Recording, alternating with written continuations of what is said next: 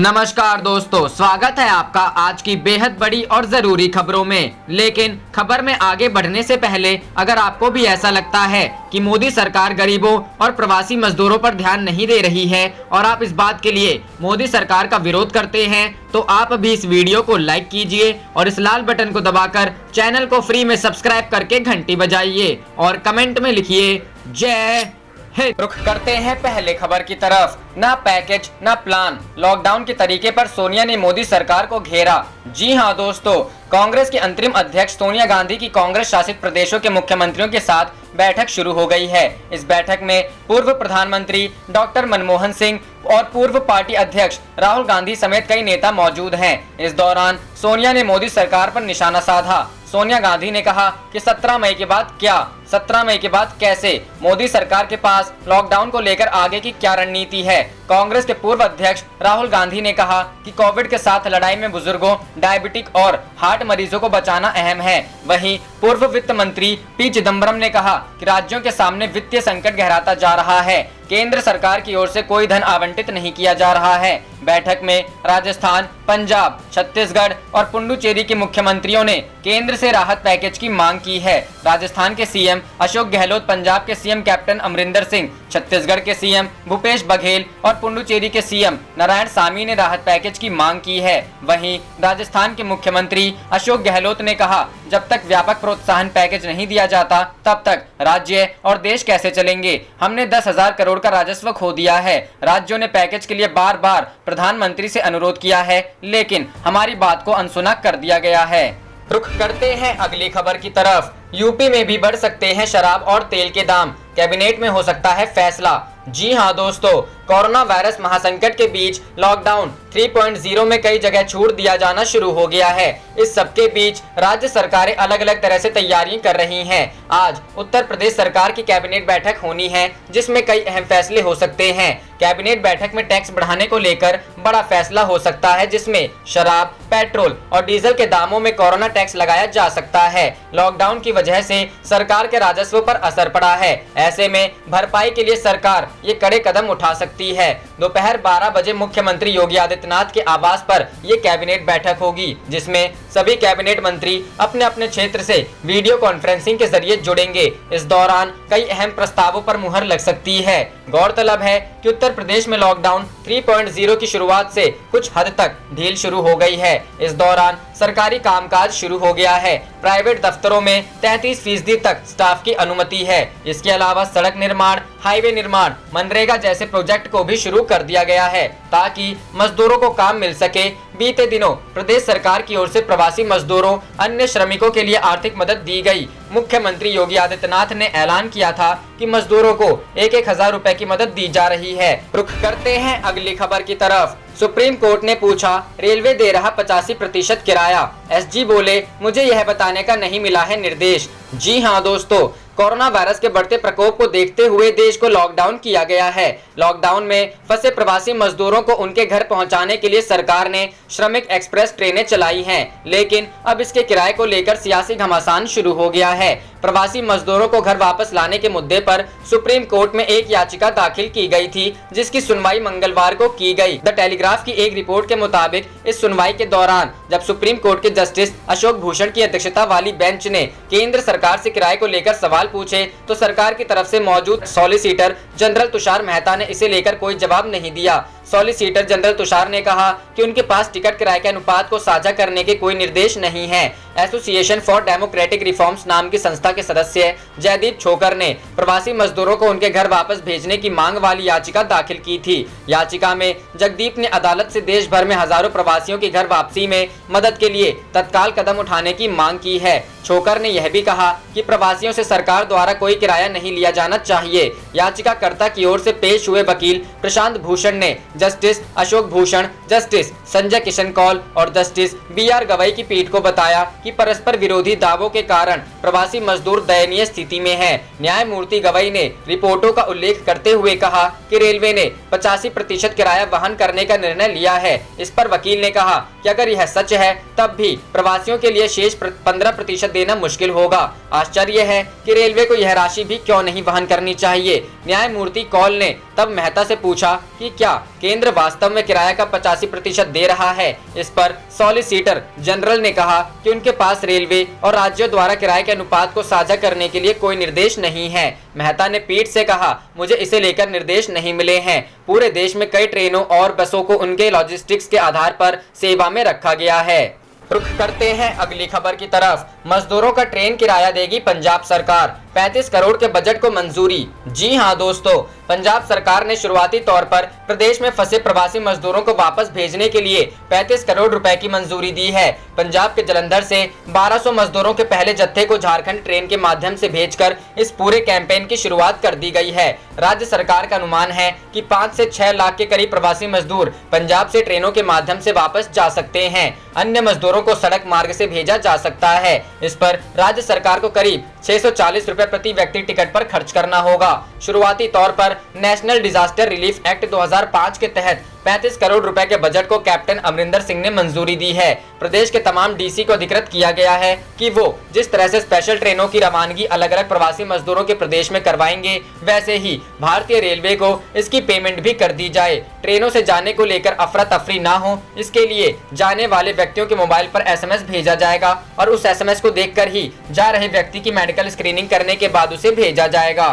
रुख करते हैं अगली खबर की तरफ। पूर्व केंद्रीय मंत्री यशवंत सिन्हा का केंद्र सरकार पर हमला, कहा यह सबसे दुर्भाग्यपूर्ण है कि भारत सरकार ने, जी हां दोस्तों, केंद्र सरकार द्वारा बिहार के जमालपुर में मौजूद रेलवे प्रशिक्षण संस्थान का स्थानांतरित करके उत्तर प्रदेश की राजधानी लखनऊ में ले जाने का आदेश दिया है। इस आदेश पर पूर्व केंद्रीय मंत्री यशवंत सिन्हा ने सवाल उठाया है। उन्होंने अपने आधिकारिक ट्विटर अकाउंट पर ट्वीट करते हुए इसकी निंदा की और बिहार को इसके खिलाफ लड़ने के लिए कहा। यशवंत सिन्हा ने ट्वीट करके लिखा, यह सबसे दुर्भाग्यपूर्ण है कि भारत सरकार ने बिहार के जमालपुर में दशकों पुराने रेलवे प्रशिक्षण संस्थान को उत्तर प्रदेश के लखनऊ में स्थानांतरित करने का आदेश दिया है। लॉकडाउन के दौरान ऐसा करना बेहद ही बुरी बात है।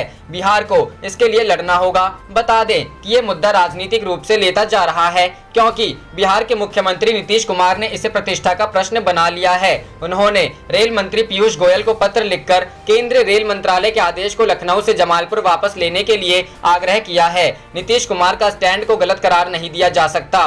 कोरोना के बीच बिहार बीजेपी की माने तो यह फैसला अनावश्यक है। पूर्व केंद्रीय मंत्री व बीजेपी से खुद बाहर निकलने वाले नेता यशवंत सिन्हा सोशल मीडिया पर काफी एक्टिव रहते हैं। आए दिन किसी न किसी मुद्दे पर अपनी राय रखना नहीं भूलते। इससे पहले उन्होंने CAA पर कहा था कि गैर भाजपा शासित राज्यों द्वारा नागरिकता संशोधन कानून के खिलाफ प्रस्ताव पारित किया जाना एक संवैधानिक संकट है और इन राज्यों की अनदेखी नहीं की जा सकती है।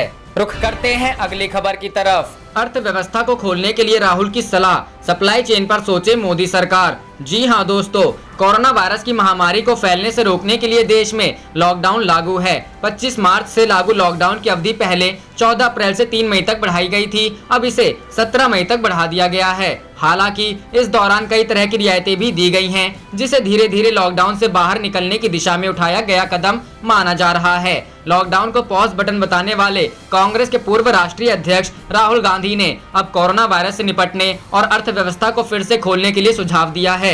राहुल गांधी ने ट्वीट कर कहा है कि वायरस से निपटने के दौरान जोन के संदर्भ में सोचे। उन्होंने आगे कहा है कि अर्थव्यवस्था को फिर से खोलते समय आपूर्ति की चेन के बारे में सोचे। रुख करते हैं अगली खबर की तरफ।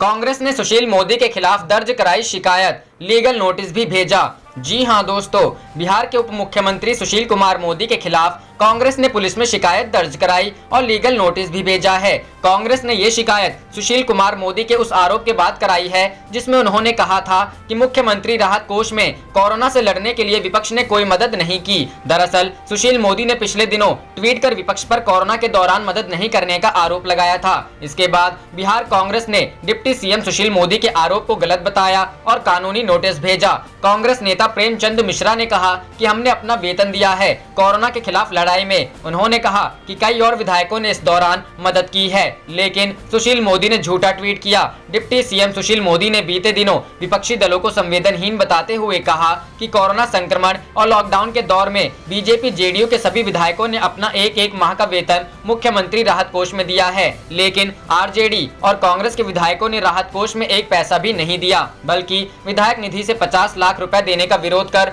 अपनी संवेदनहीनता भी उजागर की है। सुशील मोदी ने कहा कि हमारी सरकार राज्य के बाहर फंसे लोगों को मदद पहुंचा रही है। अब बिहार सरकार विशेष रेल के जरिए बाहर फंसे लोगों की घर वापसी करा रही है, लेकिन बाहर से आने वाले लोगों को पहले क्वारंटीन सेंटर में 21 दिन रहना होगा। इसके लिए पंचायत स्तर पर बनाए गए क्वारंटीन सेंटर में लोगों के लिए गमछा, साबुन, खाने पीने के इंतजाम के साथ उनके लिए अतिरिक्त शौचालय के निर्माण के साथ चिकित्सीय व्यवस्था भी कराई जा रही है। रुख करते हैं अगली खबर की तरफ। लॉकडाउन में अप्रत्याशित रूप से बढ़ी बेरोजगारी, अप्रैल में 9.1 करोड़ का रोजगार छिना। जी हां दोस्तों, कोरोना वायरस संकट और उसे और फैलने से रोकने के लिए देश भर में लागू लॉकडाउन की वजह से देश में बेरोजगारी तेजी से बढ़ गई है। Centre for monitoring Indian economy ने अपनी ताजा रिपोर्ट में आगाह किया है कि पिछले एक हफ्ते में बेरोजगारी दर देश में बढ़कर अप्रत्याशित 27.1% हो गई। सेंटर ने कहा है कि लॉकडाउन के दौरान अप्रैल में 9.1 करोड़ छोटे व्यापारियों और दिहाड़ी मजदूरों का रोजगार छिन गया। कोरोना वायरस संकट के दौरान आर्थिक अनिश्चितता के माहौल में लाखों मजदूरों का पलायन इस संकट का पहचान सी बन गई है। लॉकडाउन के दौर में ठप पड़ी अर्थव्यवस्था की वजह से करोड़ों मजदूरों और कर्मचारियों का रोजगार छिन गया है। भारतीय अर्थव्यवस्था पर नजर रखने वाली संस्था centre for monitoring Indian economy ने अपने ताजा आकलन में दावा किया है कि 3 मई को खत्म होने वाले पिछले हफ्ते के दौरान बेरोजगारी दर बढ़कर 27.1% पहुंच गई। ये अब तक की सबसे ऊंची बेरोजगारी दर है। 2019-20 के दौरान कुल औसत रोजगार 40.4 करोड़ था, जो अप्रैल 2020 में 30% गिरकर 28.2 करोड़ रह गया, यानी 12.2 करोड़ रोजगार घट गया। Indian chartered accountants of India के पूर्व अध्यक्ष वेद जैन कहते हैं, असंगठित क्षेत्र के मजदूरों और प्रवासी मजदूरों को मनरेगा के तर्ज पर डायरेक्ट जॉब क्रिएट करना होगा। उन्हें इंसेंटिव और मेहनताना देना जरूरी होगा। इससे इकोनॉमी में बूस्ट होगा, डिमांड बढ़ेगा, प्रोडक्टिविटी बढ़ेगी और रोजगार के अवसर पैदा होंगे। रुख करते हैं अगली खबर की तरफ। मजदूरों के किराए पर राजनीति तेज, कांग्रेस के बाद अब बसपा प्रमुख मायावती ने भी दिया मदद का ऑफर। जी हां दोस्तों, श्रमिक स्पेशल ट्रेनों से गांव जा रहे मजदूरों के किराए को लेकर राजनीति तेज हो गई है। कांग्रेस के बाद अब बहुजन समाज पार्टी ने भी किराए का ऑफर दिया है, जबकि रेलवे ने सोमवार को ही साफ कर दिया था कि रेलवे की ओर से 85% सब्सिडी दी जा रही है और 15% किराए का भुगतान राज्य सरकारों को करना है। बसपा अध्यक्ष मायावती ने लॉकडाउन के कारण दूसरे राज्यों में फंसे श्रमिकों से उन्हें वापस लाने के लिए किराया वसूले जाने की निंदा करते हुए कहा कि अगर सरकारें मजदूरों का किराया देने में आनाकानी करती है तो बसपा इन मजदूरों को भेजने में योगदान करेगी। मायावती ने मंगलवार को किए गए ट्वीट में कहा, यह अति दुर्भाग्यपूर्ण है कि केंद्र और राज्य सरकारें प्रवासी मजदूरों को ट्रेनों और बसों आदि से भेजने के लिए उनसे किराया भी वसूल रही है। सभी सरकारें यह स्पष्ट करें कि वे उन्हें भेजने के लिए किराया नहीं दे पाएगी। यह बसपा की मांग है। मायावती ने आगे कहा, ऐसी स्थिति में बसपा का यह भी कहना है कि अगर सरकारें प्रवासी मजदूरों का किराया देने में आनाकानी करती है तो फिर वह अपने सामर्थ्यवान लोगों से मदद लेकर उनको भेजने की व्यवस्था करने में अपना थोड़ा योगदान जरूर करेगी। रुख करते हैं अगली खबर की तरफ। लॉकडाउन में यूपी की इनकम धड़ाम, टारगेट से कोसों दूर रह गया राजस्व। जी हां दोस्तों, कोरोना वायरस के संक्रमण का प्रसार रोकने के लिए पूरे देश में लॉकडाउन लगाया गया है। लॉकडाउन के पहले 2 चरण के दौरान 40 दिन तक आर्थिक गतिविधियां पूरी तरह बंद रखी गई थीं। इसका असर ये हुआ है कि कारोबारियों के साथ ही सरकारों को भी भारी आर्थिक नुकसान पहुंचा है। उत्तर प्रदेश सरकार को भी लॉकडाउन के कारण भारी आर्थिक झटका लगा है। सरकार को अब तक तय वार्षिक टारगेट का महज 2.7% राजस्व ही मिल पाया है। टैक्स रेवेन्यू यानी कर राजस्व की बात की जाए तो वित्तीय वर्ष 2020-21 में सरकार का लक्ष्य 1,66,021 करोड़ रुपए हासिल करना है। इसकी तुलना में अब तक सरकार को 2012.66 करोड़ का राजस्व ही मिल पाया है, जो वार्षिक टारगेट का महज 1.5% है। वहीं टैक्स के अलावा दूसरे माध्यमों से आने वाले राजस्व में भी बड़ी गिरावट आई है। सरकार ने मौजूदा वित्त वर्ष के लिए ऐसे राजस्व का लक्ष्य 19,178.93 करोड़ रुपए रखा है, जिसके मद्देनजर अभी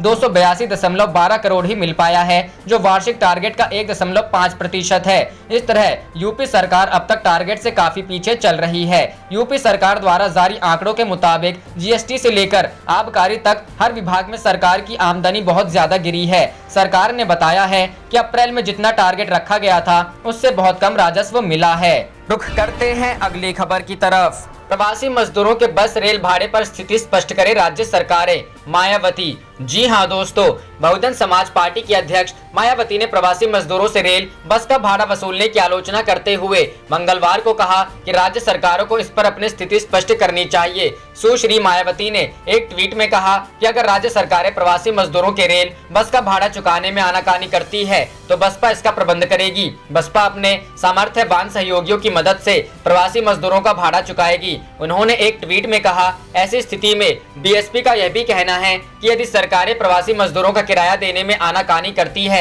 तो फिर बीएसपी अपने समर्थ लोगों से मदद लेकर उनके भेजने की व्यवस्था करने में अपना थोड़ा योगदान जरूर करेगी। सुश्री मायावती ने कहा, यह अति दुर्भाग्यपूर्ण है कि केंद्र व राज्य सरकारें प्रवासी मजदूरों को ट्रेनों व बसों आदि से भेजने के लिए उनसे किराया भी वसूल रही है। सभी सरकारें यह स्पष्ट करें कि वे उन्हें भेजने के लिए किराया नहीं दे पाएंगी। बीएसपी की यह मांग है। आप देख रहे थे आपका अपना चैनल जय हिंद जय भारत।